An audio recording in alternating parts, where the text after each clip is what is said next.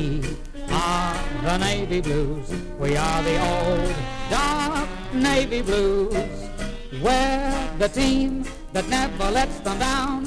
We're the only team old Carlton knows. And here we have him, Mr. David Parkin. How are you? I'm well, thanks, Rico. I'm not very well. Great to see He's you. an old mate, so... Yeah, he's an old mate, so you don't shake his hand. Ross, we mightn't have let you through the door if it hadn't been... No, wow, we've been saying this. He's a trusty. There aren't many of them, mind you, but he's a trusty. We wouldn't have got, trust me, we wouldn't have got this far without big Vincenza helping us. So he's part of the jumper punch here. So happy that you've joined us today. Just talk a bit about blues and Mr. David Parkin live. I wanted to start off with, like, I've been thinking about this, is what's your earliest football memory? Full stop. Full stop. It's round the corner here. I live in Hawthorn and went to the Hawthorn West State School, primary school, or Central School as it was in those days. I went to Form 7 and 8. Okay, So and then they supplied, I went on to Melbourne High School after that. But my first ever memory, and I spoke to the guy who was vice captain of the team, we won a Victorian, that's my biggest memory, we won a Victorian Central Schools premiership down the oval just round the corner here as a kid. Yeah. And it was a magic moment, I think, because I realised for the first time the significance it had, not just for those who were running around and playing the game, but those beyond parents and teachers and local identities. It was around, we had our photograph taken and put on the back of the Herald Sun or whatever it was in those days. And I think that's my first, I played a lot of footy, kicking around the park and doing that sort of thing as all of us did. But this was the game that stuck out because I realised how much it meant, not only to us having done that, but how many other people were responding in such a positive way to this, I don't know, game of footy that we played. And we just happened to beat another school in the Central Schools. Yeah, that's so true. That's so true. Yeah, it's important to so many people in different levels too. Absolutely, and that's why I don't think it's right, but it's why sport in this country has such a crucial role to play in the health and welfare, I think not wealth so much, but the health and welfare and well-being, that's a better word, of our people. I think other countries have other things in their culture which are more important than sport in ours and do the same thing. But for this country, whatever reason, I'm a sociologist by trade, but I still couldn't tell you why it has become that way. And I can't, I'm just in my role, I can't walk down, even though I'm 80 in a few weeks' time, I can't walk down Collins Street and make it from Queen Street up to without talking to 5 or 6 people on the way. Yeah, well, you are a familiar. No, that's a familiar face. And half of them don't know who you are, but they sort of recognise the face and they know it's something to do with footy. So they come and make a comment about the game last week or who's going to win the grand final. But it's only then, when you stop and think about it, that sport, in our case Australian football, Australia-wide, and in our case Carlton, because it's probably the most, other than Collingwood, have trouble saying it, other than Collingwood, has the significance it does in Australian society. And I mean the full bit, from the leaders, and we've been able to go to the lodge because the Prime Minister happened to barrack for the Carlton Footy Club, to the Garbo who pulls up outside here and he says, David, you better go and get your bin, I'm not coming back next week. So I bet he's not doing it for anybody else in the streets. That's right. It's that sort of thing. So it took me a long while, to be truthful, to understand the importance of what we were doing. And it took a long way. In fact, it probably wasn't until I got to the end of my playing career that I started to understand the significance that Australian football, for instance, played in Australian society. Yeah, 100%. Well, today we are paying tribute to you on the eve of your 80th birthday, a big milestone coming up in a couple of weeks' time. And first of all, thank you very much for giving us your valuable time today. And this is a very special edition of Talking Blue with Vincent Rocco. So we're very honoured to have you here today. Thank you. We just wanted to quickly go over some of the earlier parts of your career as a footballer initially. obviously you lived in the area, but how did you actually come to play at Hawthorn? It's because I was a lunatic Melbourne supporter, which a lot of people know. A lot of people would think you're a lunatic if you follow Melbourne. That is true, but I became a member at when I was 7. Mind you, during your teenage years, they were winning that many premierships. 1949 was my first membership, and I've been a member, and I've bought a membership ever since. Wow. Ian Ridley, who was a famous player and went on to coach, and to be preside over that club, was my father's clerk in the bank, in the State Savings Bank. And I couldn't wait to get out of school to go in and talk to my dad, because I was certainly going to have a conversation with Ian Ridley. So I ended up playing a game or two against him in the finish. That's a love I've had of the Melbourne Football Club. Certainly it's been a long while between drinks, but you know, I've got an association with 5 clubs now for different reasons. It gives me a broader interest in the game. You know, Fitzroy, for instance, becoming Brisbane Lions, and I'm still a member of the past players and the officials of that club, and go to functions and things, because they gave me some of the best but some of the worst memories I think I probably got in footy.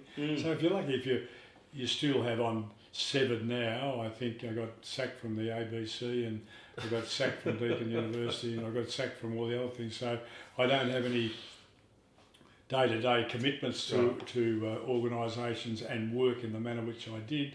Still doing a bit of talking. It's about time you retire at some point. Well, you're on the eve of being 80. No, but why would you want to retire? What I mean by that is to take it easy and do things on your own terms. Yeah, well, that's that suits me well. But the number of people I know and who've decided to retire early, and now hunting work and trying to get back into it, because their life has become meaningless. And unless you've got reason for being to make life for other people better, easier, and supportive, and I love that. I have great time in my life. I spend a lot of time each day going down and just giving people a call or a text or something that I know who are struggling and that I'm thinking about them, and that makes, I mean, that's bullshit, but it makes me feel, you know, good about myself. And I think for other people, Johnny Price, who was with yesterday, lost his wife exactly 12 months ago yesterday, and went to do a job speaking at a luncheon for him,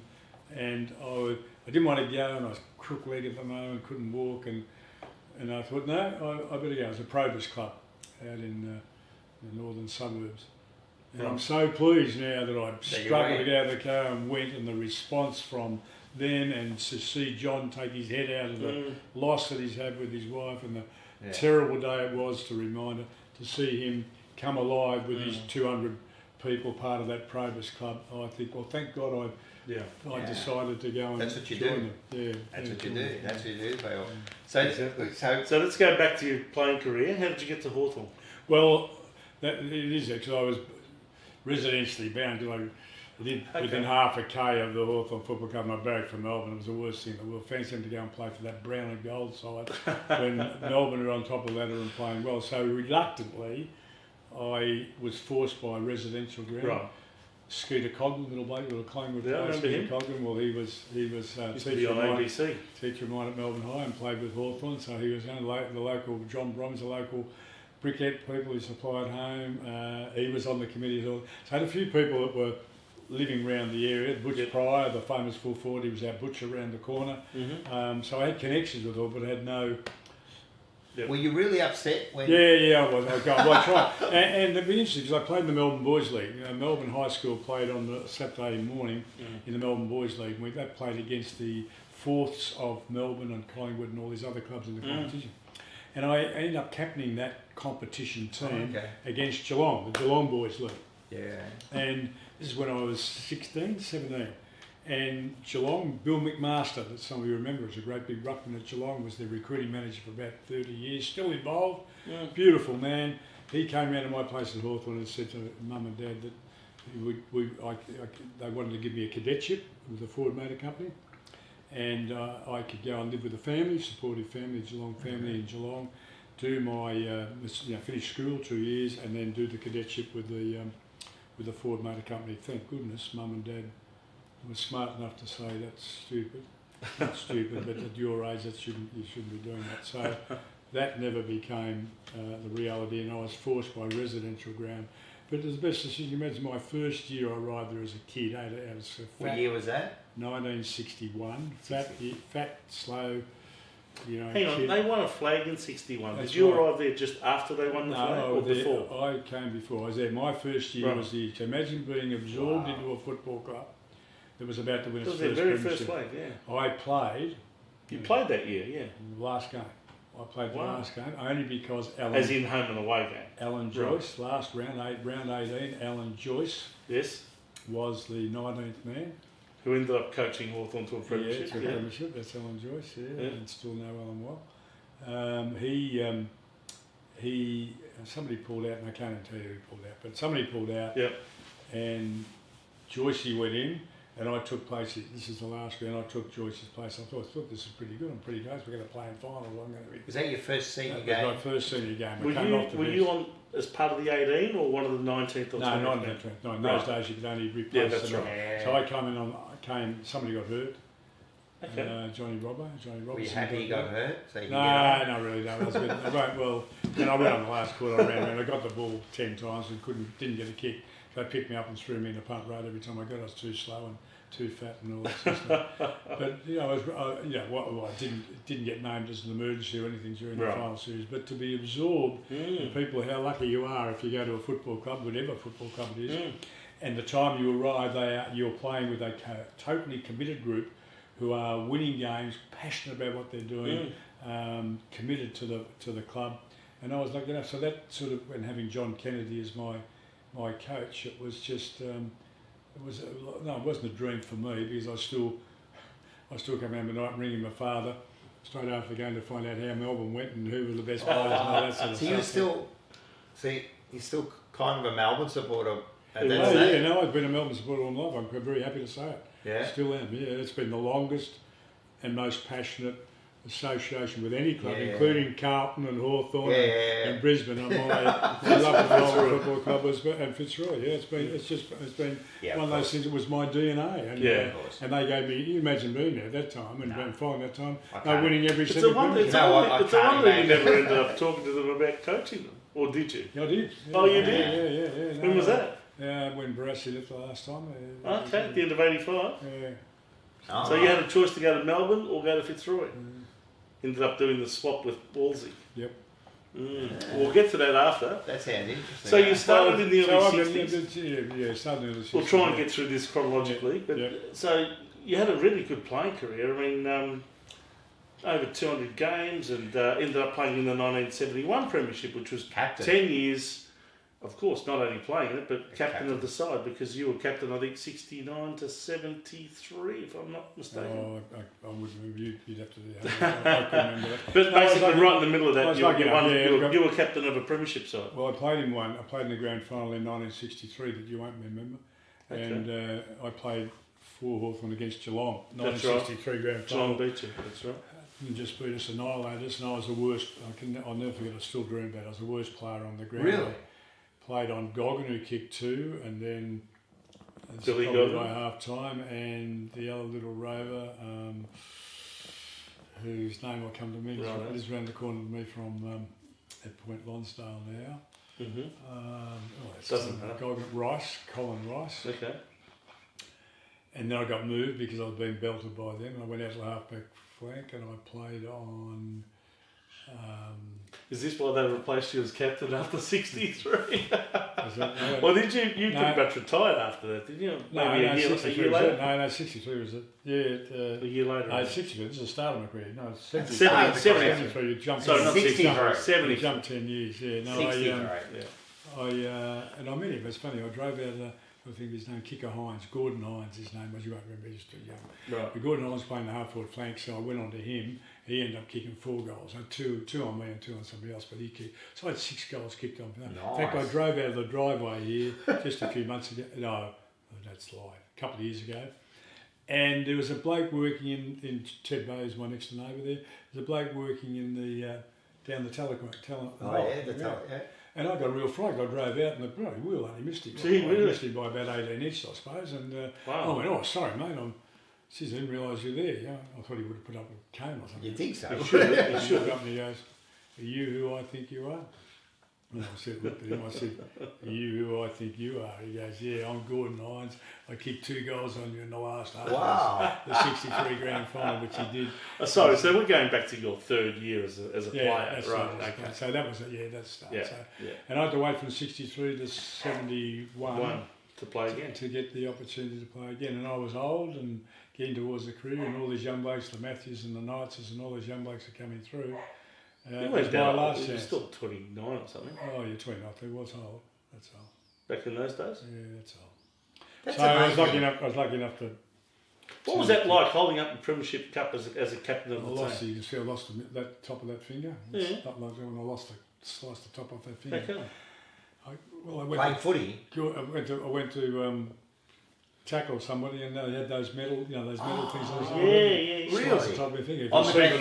when I came down after getting the You dropped the cup? I dropped the cup. Is that... And that's the reason why I got Really? caught on the end of my finger. Because we've actually shown that footage on the show, so that's funny. So That's the reason I got There's a reason. the reason I dropped it, and no one's ever forgiven for that. Smashed it that to send it away and get it repaired. That's great. So that it was terrific to have the finish. And Scotty was the story. The story of 3/4 time is that we were struggling, and Kennedy came out. And he was the best orator, John Kennedy, that I've ever listened to. He could get a bit of Karl Marx, a bit of Churchill, a bit of the Bible. He could talk. He was fantastic. No technical or tactical stuff, but just emotional. Just all motivational All stuff. motivational stuff. Yeah, John. I love John. He was my favourite. Was he your sort of mentor and hero? Well, So to he's speak? just somebody that unbelievable. He was the straightest bloke in the world, and such a good leader. And he was in education, so I was aware of that. So, but I never got. If I go to his house, he talked to me through the wide door. I never got invited into his house or anything. So. No, really? Really? Yeah, that's it. That was John. Wow. And then we became, when he was dying, I spent a lot. And yet he was married to an Italian woman. I mean, the Italians will invite you in, anybody in. Tulsi was just... And give them a feed and everything else. Yeah, no, that's In those days, Yeah. you talked about tactical. How tactical was the game? Like, no, just what were the instructions? Win the ball, kick it as far as you can. That's Start a brawl, win the ball again, and kick it as far as you can again. That's it. And then make sure Peter Hudson's on the end of it. Yeah. Well, yeah, I heard that. I heard just kick it to Peter Hudson, yeah. Kick So it really, to that the was it. There was John had there was no. I became his assistant coach, and all we did was circle work, and then compete in circles. None of which is what you do in footy. No. So the boys all come to me and said, "You're the assistant coach, for Christ's sake. We're changing. We want to do things that are A little bit different. No. I said to him, we're going round and round and round. I was almost dizzy. And I said to John, why don't we do something different? He said, what? I said, well, the boys are sick of going round and round and round. He went, take the ball the other way in the circle. So that was the whole thing. That was the whole thing. So he had no tactical stuff at all, and that's why when I took over from him, it was like a breath of fresh air for the players, in the sense that we started to think about the game. We started to stack the midfield, take one of our forwards and play in the midfield, started to do things which is now common to the game. Yeah. But were you thinking about these things? Yeah. Before you started? I was a sports scientist by trade, and that interest in the game and what made it happen, etc., was part of my DNA, I suppose, and we were able to change the game. I'll put up my hand. We changed the game both on the field and off the field. Yeah. In terms of the leadership stuff that we might talk about, but it was good. And it was really quite sad because I got the sack in the thing. I came in. John gave. Interestingly enough, he just handed me the job. I walked off to the training track up in Kew at whatever the park is up there, Stradbroke Park, and he went across. My car was parked next to his for some reason. He went to his car to put his gear in, etc., and I put mine in. And he left the car. I'll never forget it like it was yesterday. He came over and he put his hand on my shoulder. He said, "Oh, by the way, Dave," he's always called me Dave. By the way, Dave, he said, "You'll be announced as the coach of the Hawthorn Football Club tomorrow." And I went, "What?" He said, "You had no idea?" No, until that minute I had no idea. So I was appointed in the car park at Stradbroke Park by the previous coach, and he brought me over. I came back from Perth. I played Subiaco in 1975. Yes, you played a great game. They brought me back. They offered me a job at what was Burwood Teachers College, which became Deakin University, finished after about 4 changes, but they offered me a lecturer's job there, and if I didn't take it then I never would have got it. And I had a 3-year contract at Subiaco, which I had to break, and this was difficult, but they sort of forgave me on the basis of the work. So I came back and was assistant coach with John in 76 when you won the premiership. When I won the premiership, but I did all the preparation for it. Yeah. And so at the end of that, he acknowledged it and gave me his job on the basis that I'd proven to be, the person who was capable of taking over from him. So I've never forgotten John's influence on me. So his last game as a coach was a premiership. Yep. So you coached 77 when Collingwood and North Melbourne. Yeah, we got played off. Scotty knocked over a couple in the preliminary final and reported and cost us the game. But then in 78, of course, you experienced a premiership as a coach in your own right. Yeah, no, they were good. And a terrific bunch of blokes still meet regularly, and a lot of talented young blokes coming through. The Peter Knights and Lee Matthews and people like that were pretty. Oh, they're an awesome team, Hawthorn in the 70s. Lunatic captain. So tell me the difference between captaining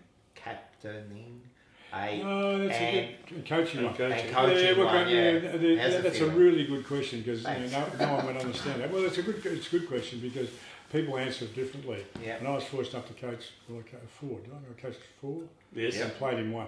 Captain 1. Well, you won 4.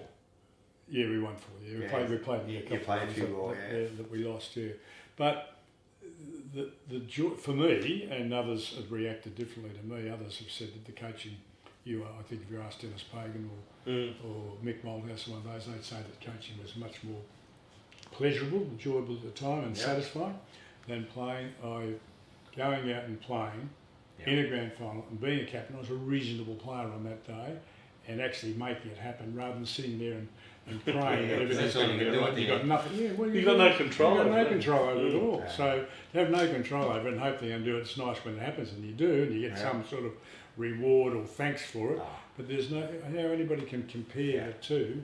Playing was. Do you think maybe those coaches say that because really their playing careers were bereft of any major success as a player, or they never necessarily experienced it as a captain either? I mean, Malthouse would have experienced it in 1980 as a player with Richmond, but I don't think Dennis Pagan ever experienced it. So, but you're right.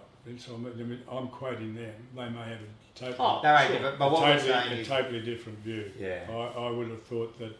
I don't think you could be anything better than being a captain and holding up that premiership. If you ask Lee Matthews, I'll ring him now and ask him if you like. If you ask Lee Matthews, I bet he said playing absolutely, no doubt, much more satisfying. I've asked him already. Have you? Absolutely, it has to be playing. You've got to be serious about it. Well, it is, mate, and it's same on the day. It's so much more difficult. I'm just watching. Somebody sent me, David Mackay, sent me the 1981 grand final list thing that's been on YouTube. Yeah.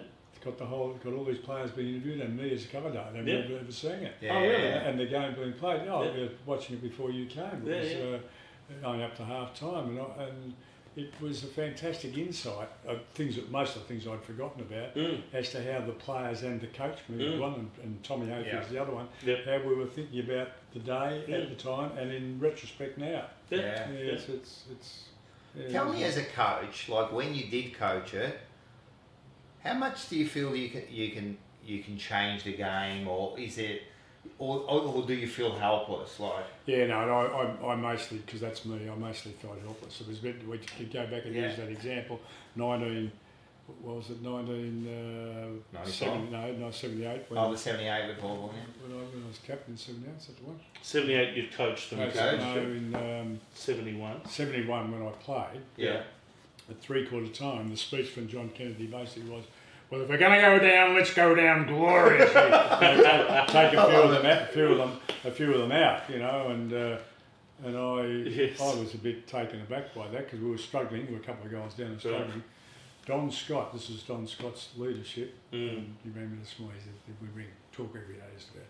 Right. And he pulled the group back, and he was just a player, and I was captain. He pulled the group back and he said, what's he talking about? Lose? He said, we're going to win this game. And he ran in. If you look at the start of the last quarter in 1971, he zipped the ball. He jumped over the top of the bloke 4'6" taller than him. He zipped the ball to centre half forward and we kicked the first goal within 10 seconds of the start. So he's not only able to think that and believe it, stood up and did it. And that to me that lifted everyone. Oh yeah, that was in 71. We kicked on his 4. Yeah, that was in the premiership that you captained. Yeah. And wasn't it interesting because that's 1 year after 1970, where Barassi was saying similar things to his players in the Carlton Collingwood game. Yeah. Look, guys, even if we lose, I'm proud of you. Really great effort. And then what are you talking about, lose? And so it's almost a good tactic to throw it at them to see how they respond, isn't it? Smart enough to think of that. And the very next year, Don Scott does it, so it's interesting. So you coached 78. Yep. And then it was in 80, at the end of 80. Coached another couple of years at Hawthorn. Yeah, I got the second. Did you get the sack or did you leave? No. I heard you say you didn't get the sack. Well, they basically did. One of the, I work all night. I worked on 4 or 5 hours sleep for about 30 years, trying to do both jobs like an idiot. And I think it's 1 o'clock in the morning, and I'm living in Mount Waverley, and I got a knock on the front doorbell, on the front door, and I went to the front door, and here was Don. I should use his name, I suppose, but one of the Hawthorn board members. Oh, yeah. And he was a really great mate. He kept me. He owned a furniture place in Hawthorn, and I used to do my part-time job when I was in to need some money. He employed me. He was a beautiful man. Lovely, really good. Well, on this occasion, he's standing there crying on my door, on my front door at Mount Waverley. I said, "Come in, Don." He said, "I'm not coming in." He said, "Tomorrow they're interviewing Peter Hudson and somebody else for your job, and I think you should know about it, so you can do something about it." So you come in to take I went in, wrote out my resignation, drove down the club, so you kind of knew, mate. So I could didn't get the satisfaction. But Peter Hudson didn't get the job. No, he didn't. They interviewed 3 people, and Huddo didn't get it. They went for Alan Jeans. Fell in Jeans, and it was the best decision the club ever made. So, But alas, it was to be a fortunate time. Just when you think your world's crumbling, all of a sudden there's an opportunity that knocks over at Princes Park. So that's true. I'm just trying to think with all the trouble that Carlton went through with Percy Jones, and of course the year before Jezelenko left and went to St Kilda, and that was straight after a premiership. Change of presidents. We had Ian Rice and it was Keith McKenzie. Who was it that approached you? Was it Keith McKenzie? It was Keith. I think I've got to get this right now. I've been making that up. I can't remember that. They did approach you though, didn't they? Yeah. Keith McKenzie rang me, and we went and met. Which restaurant in Carlton? No, we went. It was in Kew. It was at, the chairman of match committee, famous name, had a beautiful home in Kew, and I was in with Wes Lofts. So I was interviewed there as to my interest. Yep. I had to go in. Wasn't Wes Lofts already the chairman of the match committee then? Who's that? Wes Lofts was chairman of the match committee. Yeah, he was. Yeah, and Ian Rice, part of the president. Part of the president of the Ricey. Yeah. It was really difficult because Percy Jones didn't really know, and he was told after. I think he didn't want the job anyway. Who? Percy. Didn't he? No. Oh well, that's never wanted it. But then he didn't want to give it up. Well, I don't know about that. I just think I just know that they said, "Look, Percy, you have to do it." It's that could be Jez is right, gone. I think once he done you've just retired. Once he was in the job, he didn't want to leave it. Possibly, sure, but it was you were that Hawthorn. Yeah, the Hawthorn bloke. I think he's never called me by David. The Hawthorn bloke. That's right. I sat on the table with Mike when Mike Fitzpatrick was elevated to the Hall of Fame, and Fitzy rang me and he said, "I want to bring Perce, so you can't bring Gale." And I said, "Oh, that's fine. I'm happy to have Perce." So Perce and I sat on the table together. Yeah. He's got a house at Barwon Heads. Yep. And next door to a couple of mates of mine, and I see a fair bit of him these days, and Perce has been lovely to me, despite the fact that I probably impinged in a way that on his life that has left a scar, I think, forever, which is a bit... That's not your fault. Oh, no, it was just something that happened. So, just something that happened. I think his commitment to and influence over, and the stuff that he put into the club has been unbelievable. For sure. Oh, it's unbelievable. Wonderful clubman. Yeah. He was a great character. He used to love celebrating a goal. And people forget, or I don't forget, but full-time premiership player. You know, his last game was a premiership. Like, it was an important cog to that team. So you get the job. He's come. Who approached you? How did you get the job? Well, I think the phone. I might have had a phone call from the secretary, the bloke we just talked about, Keith McKenzie. I think that might have been the start of it. And then we went in and had a yarn at Ian Rice's. No, it was in Russell Street. It was in Russell Street, the building up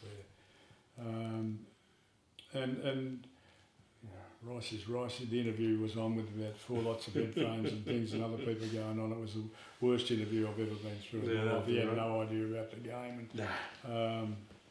I said I was interested. And Ray Wilson, fortunately, has just rung me then. Ray's been my manager of my finances and life for all time. I've never done one contract with anybody at any stage. He's done a lot of window. In fact, I wrote my book and I got Ray to do I didn't mind what came out then. It was too late. Ray did the chapter. He's written the chapter in my autobiography, which it's got all the details and the conversations and all the things I didn't know that happened at Collingwood and Carlton and Hawthorn and all that. It was a good read for me when I read it for the first time. So I was really very, very fortunate. I mean, it was like going from New York to London, really, when you think of the culture and the people at Hawthorn and the way that club was run, and then to get to the money and support that the Carlton football had at that time, it still does. They come out of the woodwork now, but it's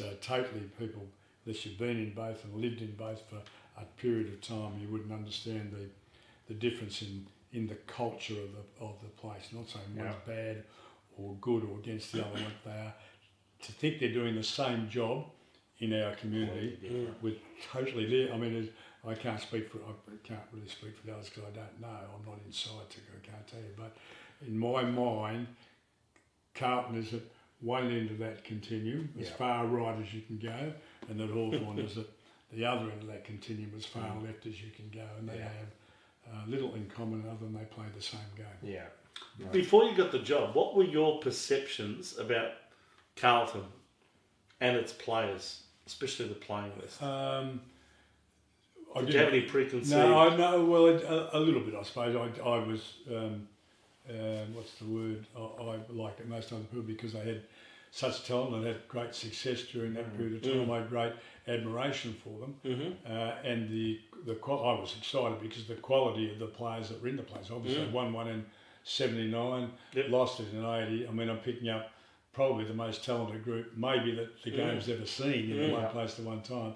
So there's no, but I had no idea about the makeup of the personalities or the characters which made the club. I think in the history of the game, in that 3 or 4 or 5 or 6 year period of time, no club, when you start to name the individuals, would have had the variety of characters or personalities, whatever you like to call them, that footy club had. And we were just watching that program this morning on television that David Mackay was one of them. Said, Coach, have you ever watched this? I said, no, I haven't. He said, I'll send it to you. You should have a look at it on YouTube. And here's me describing this group that I coached at the same time. And I had no idea, none at all, of the lifestyles that they were that they were enjoying. That they were hiding from you. Is this because it was so different to what the Hawthorn players were? Well, the Hawthorn players might be, but I was part of them. You know, I was one of them as a player, and I just happened to extend it into coaching. So I knew what their social lives, their partners and friendships and their work and all of that sort of thing. I knew that intimately, and we just didn't have that that group. And I didn't. I thought, well, when you go to another football club in the same competition, the playing group will have similar personalities, similar professions that they follow, etc. But I couldn't believe it.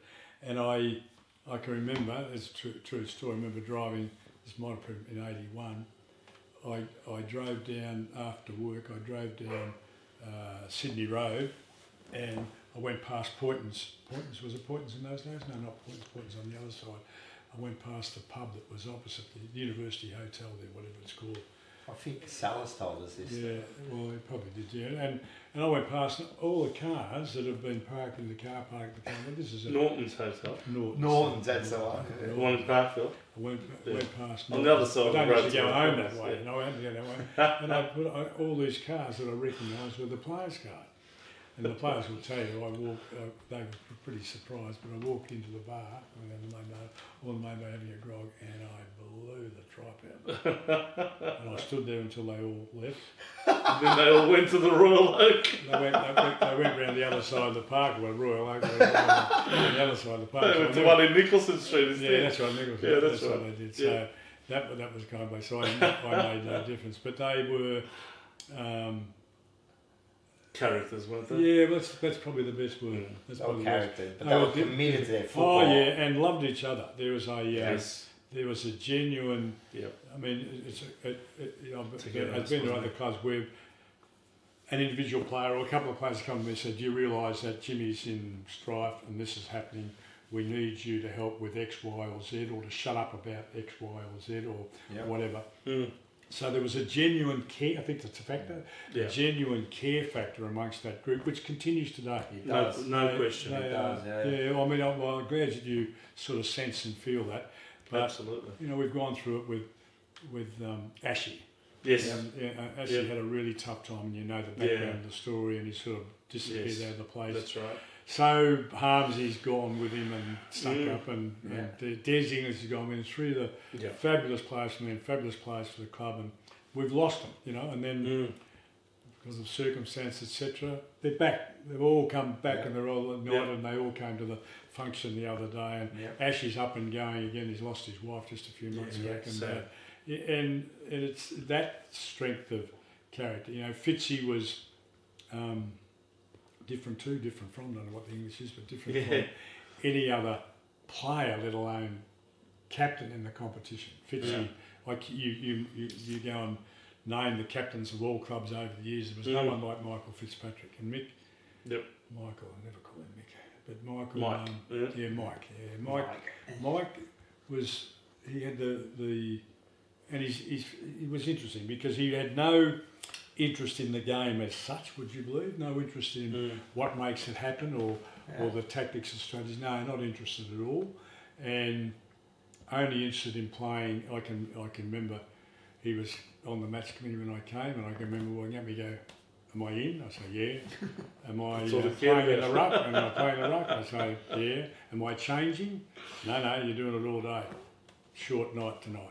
You know, and then the next week I come up and I go, "I'm in." "Yeah, you're in. Yeah, you're rucking. Yeah, you're rucking, but you're changing the forward pocket." "Oh, might take a bit of time tonight." And then the third week I go up and I say, "Mike, before we get in there, got news for you. You're playing centre half forward." "On what?" "You're playing centre half forward. We need to play centre half. Where James is going to ruck, and you're going to play centre half forward because we need you to play there. Going to be a long meeting tonight." And by the way, that was just before the 1982 grand final. And he was. That was about his interest in the game, and he played that way. At the moment in the game, required it. Michael, there were a few around. John, I could do the same. But Michael was one of the few big men of that shape and size who could say, "I need to do something here," and actually do it. And do it. And he could do that. But if we were playing Footscray and we're 100 points in front, Michael might as well go on home at quarter time. You know, waste of time. And that's Michael's ego. And yet, careful what I say here, it comes out, but I was lucky enough to be invited by him to the announcement of the Hall of Fame. Yep. And I turned around, we had Jeff Southby on the table, Percy Jones on the table, his daughter and son-in-law on the table, and a couple of others I should remember, I can't pull out. And it was very nice of them to invite me, etc. And I looked round, they announced, and I looked round, and Fitzy was crying. I was just going to say, he got very emotional that night. I couldn't believe it. Didn't he? Seriously, and I looked across at Helen because I was amazed. I'd never seen him get emotional about anything. Win, lost, good, bad, just the same. And I looked at Helen, she's bawling too. And that was, we look around the table, we're all looking at each other, and we're going, can you believe we've never seen Michael so emotional? Show emotion. Gone up, thank goodness, Jared, I'm trying to let Jared know, because Jared's a good mate of mine. He's going to interview him. I'll try and let Jared know that. Jared Whiteley. And he went. Jared was he read it beautifully. Yep. And he gave him a minute and a half to settle him down. And then he went on with the interview. It was one of those magic moments. So, and Fitz, I just got an invitation Fitz today, the 81-82. He's running a night for us at the MCG. Okay. For us to go along and share. He'll put it on for us, and the players will come with their partners, which is fantastic. Well, 40 years on, still means a lot to a lot of people. That's what footy does. And none more than the players. But it does if you're successful. Yeah. And this is a great thing that the Carlton Football Club's got going for it. Yeah. The clubs who have had great teams that have played and got there but didn't win it, and so they never meet. They don't have reunions or anything like that. When are you going to remember, like losing? Well, that's exactly right. They don't come. Yeah. They don't come. Yeah. And we have players who played 3 or 4 games, and we invite them all if they contributed in the year of the premiership. Don't come. Yeah. Unless they play. Unless they played on the day, they don't want to be there. Yeah. So I bet you Frank Marcassani and David Clark don't come to the 82 reunion. Wow, Frank's pretty good. He came. No, I'm only kidding. He did come the other day. David Clark, he didn't. I should have rung David. But you're quite good friends with him, aren't you? David and Liz down at Point Lonsdale a bit. Yep. But, I was going to follow up you just reminded me. I was going to follow up because Frank did come. Yes. And David didn't, and I think David should have been there. He was a very important cog. But unfortunately, there's only 22 or 20 or whatever it is. But we ran him out on the ground. That was the worst thing we did. I know.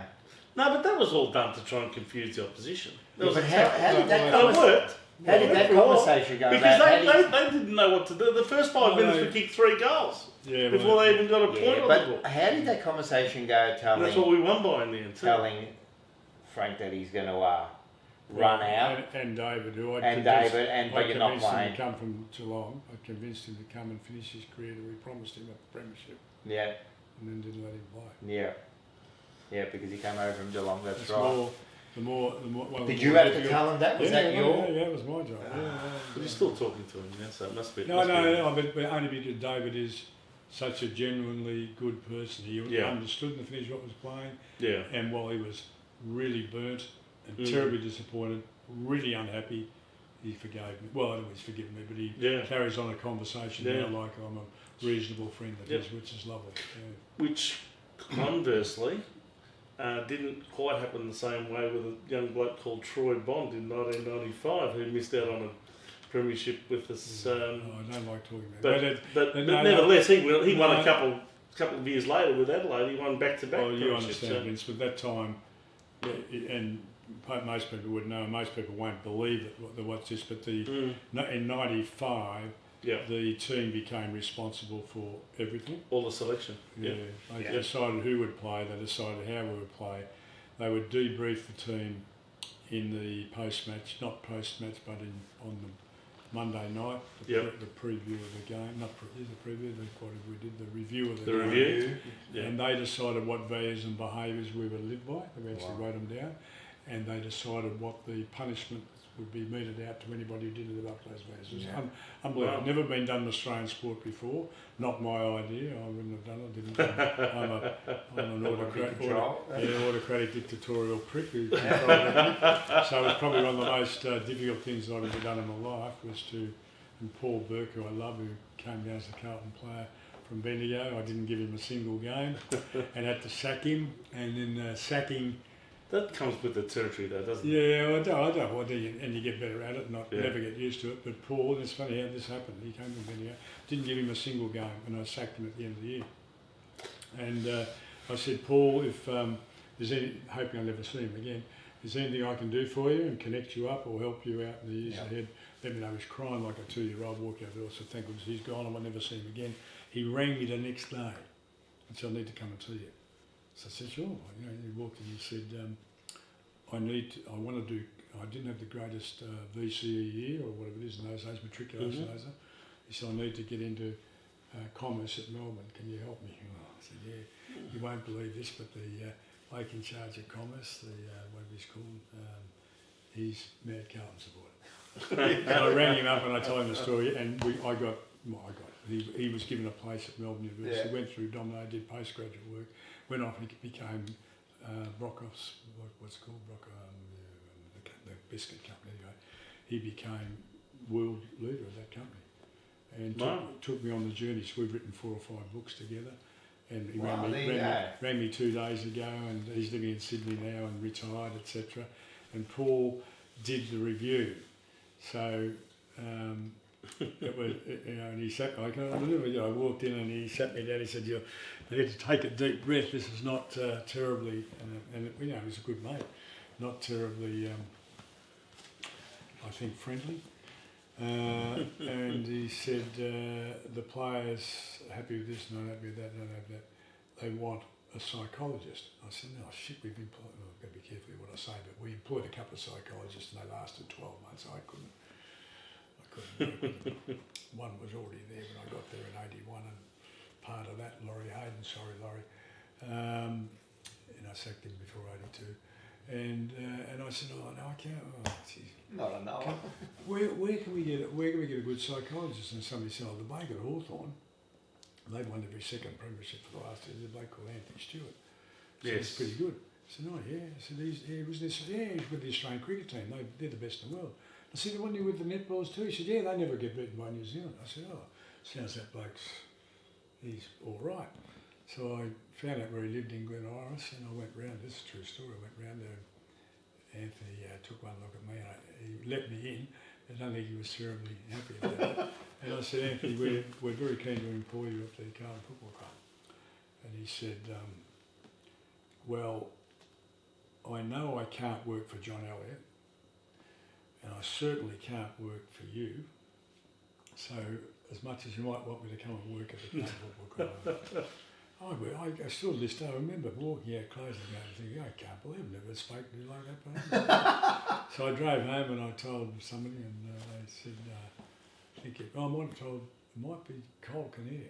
So it might have been Cole. They said, we'll go and get a big bag of money and we'll go and see if we can seduce him. So we did a normal Carlton act. We went to the bank and got some money and went over and out the door, and I said, we're very keen. He said, oh, no, I've told you, I'm not interested. I said, well, we'd like to seduce you. And he hadn't been paid much by Hawthorn. They wouldn't have been paying much at all.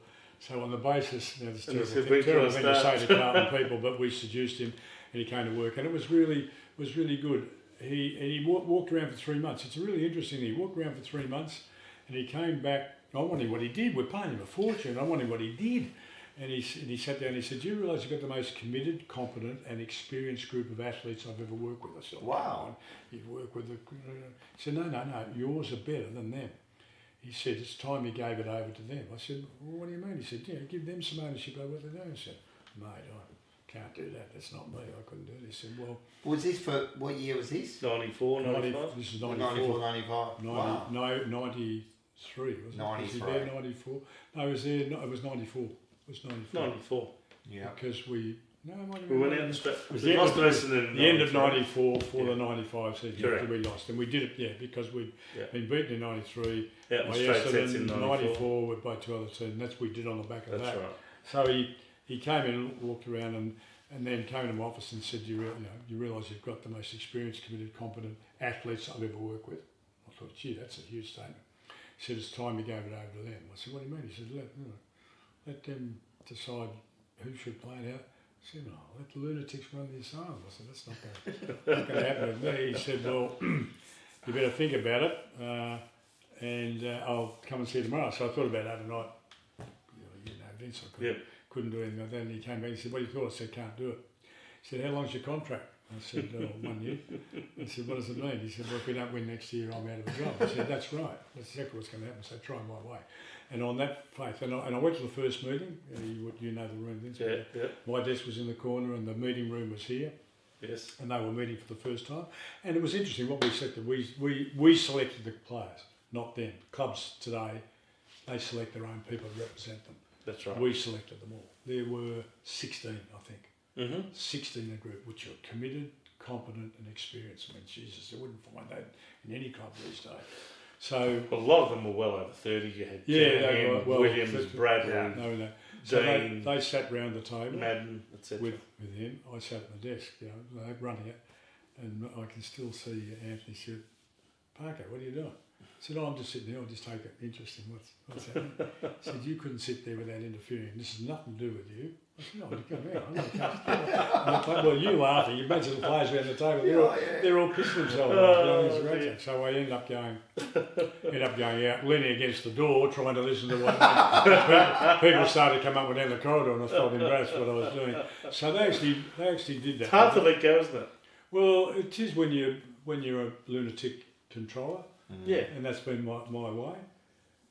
So anyway, they decided who would play. They decided how we would play. They debriefed their performance together. Like, it was unbelievable. Hence your comments during that year of this team coaches itself, or that the players have essentially taken control. And you brought up the story, Vince, and this is really interesting about Troy Bond. Yeah. Yep. Now, about 6 weeks to go, that's true, it happened, I'm telling the Carlton people, 6 weeks to go,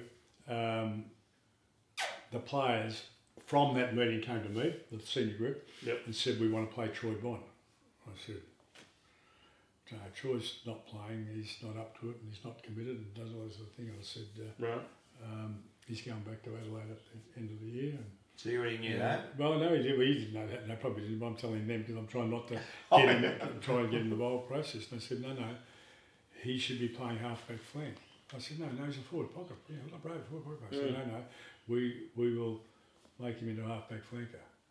And Tony Stewart's laughing. He says, so we put Troy in on their demand, because that was the rule. We put him in on the half-back flank. In 4 weeks, he was playing like a German band, playing superb football in a role that I had never thought about, and he was an intimate part of the team. So it came, so that worked well, and he was happy, and we're flying, and we get through to the grand final, and you'll both remember, because the grand final we had 21 players in those days, did we? No, we had 20 players, 21 players for 20 spots, and thank goodness. I said, well,